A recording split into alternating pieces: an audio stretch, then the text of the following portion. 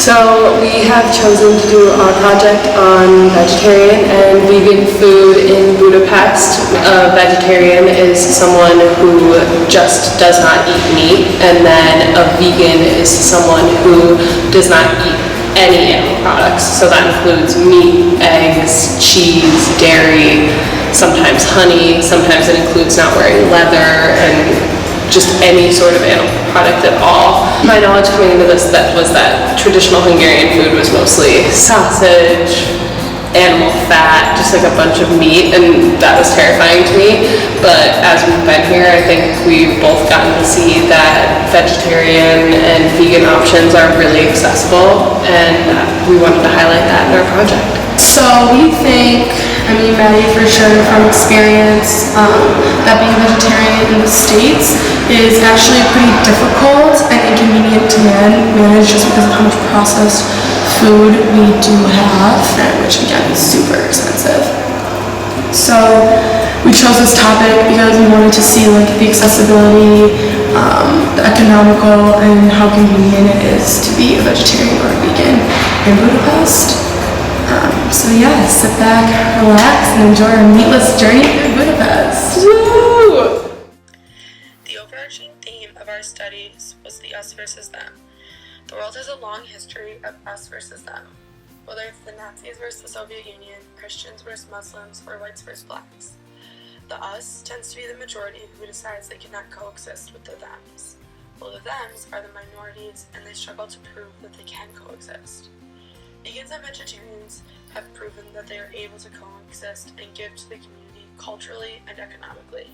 So although in Hungary, the non-meat eaters are the thems, when compared to the meat eaters, they are not disadvantaged like the Jews and Romas. However, we did not expect to find as many places with vegetarian options as we did. We found so many places from chain restaurants to family-owned businesses. The first place we tried was the hummus bar. It began as a small business back in 2005 with only one location. Now it is a chain restaurant scattered across Budapest. This was our experience.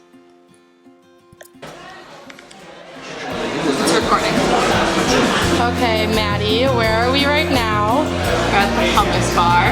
This seems to be kind of a chain of restaurants, and they have a ton of vegan, vegetarian options. When you look at the menu, all the blue are vegan, and then the green are vegetarian.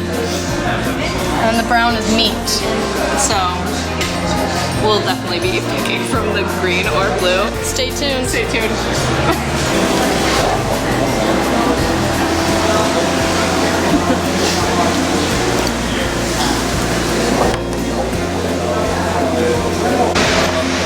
Okay, so our first stop was the hummus bar. Maddie really likes it. Can't stop eating. Yeah, we really like it.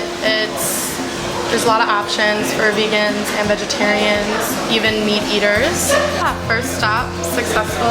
Yeah, for sure.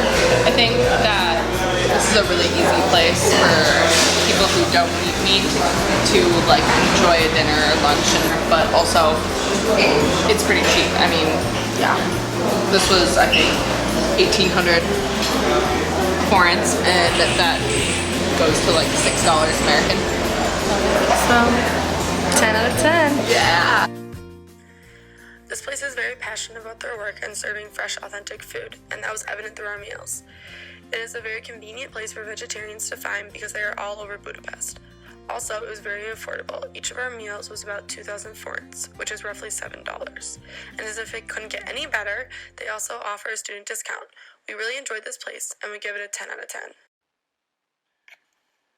Another notable place we found was the Great Bistro. This restaurant is completely vegan and family-owned. When we first walked in, I was able to talk to an employee who said she had been vegan for around 7 years.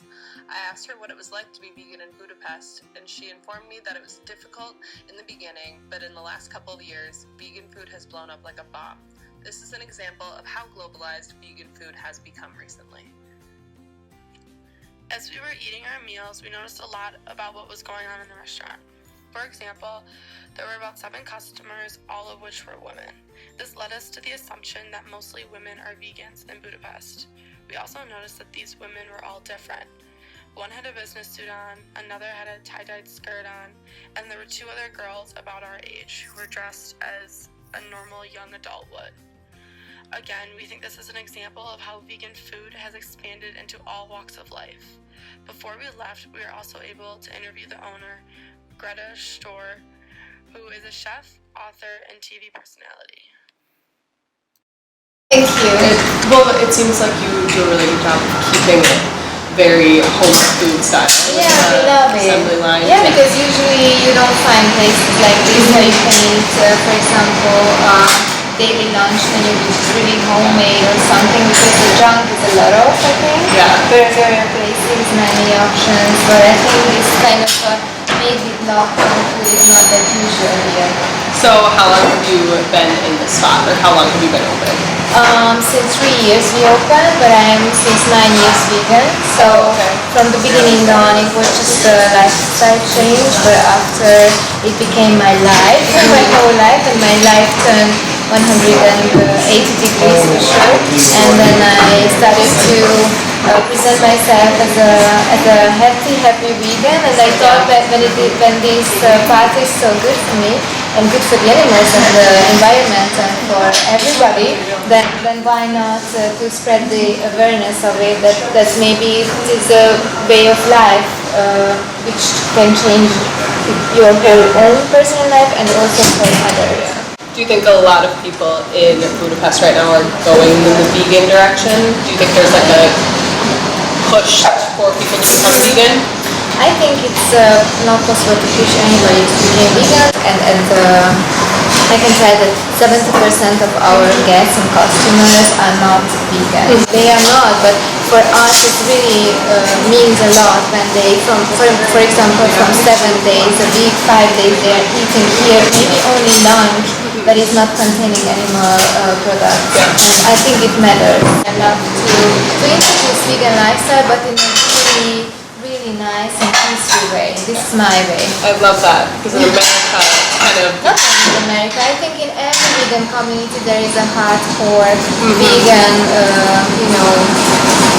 group which has really,